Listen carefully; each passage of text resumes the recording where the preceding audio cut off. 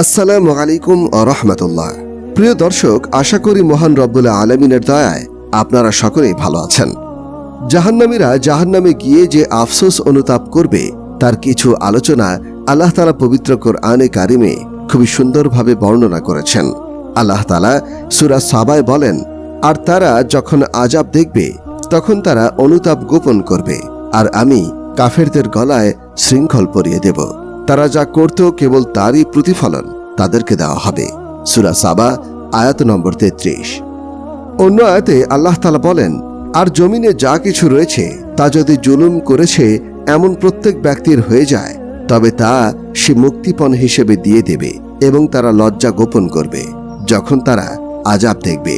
আর তাদের মধ্যে ন্যায়ভিত্তিক ফয়সালা করা হবে এবং তাদেরকে জুলুম করা হবে না। সূরা ইউনূস আয়াত নম্বর 54।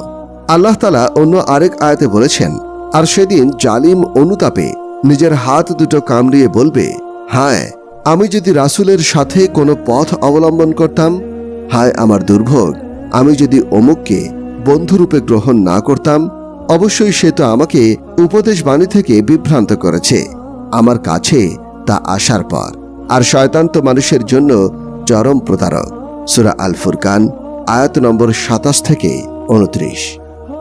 হাদিসে এসেছে, আবু হুরায়রা রাদিয়াল্লাহু আনহু থেকে বর্ণিত, তিনি বলেন, রাসূল সাল্লাল্লাহু আলাইহি ওয়াসাল্লাম বলেছেন, প্রত্যেক জান্নাতীকে যদি তার কর্ম খারাপ হতো তাহলে জাহান্নামে তার অবস্থান কোথায় হতো তা দেখানো হবে।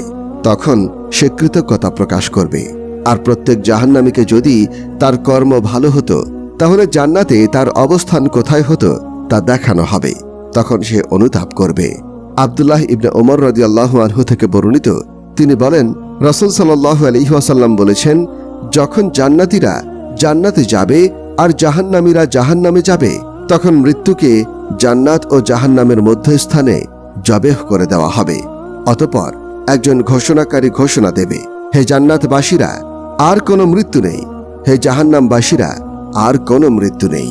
এই ঘোষণা শুনে জান্নাতীদের আনন্দ ফুর্তি আরো বেড়ে যাবে, আর জাহান্নামীদের দুঃখ অনুতাপ আরো বেড়ে যাবে। আল্লাহ তাআলা আমাদের সকলকে জাহান্নামের আগুন থেকে হেফাজত করুন এবং আমাদের সকলকে জান্নাত নসিব করুন। আমিন।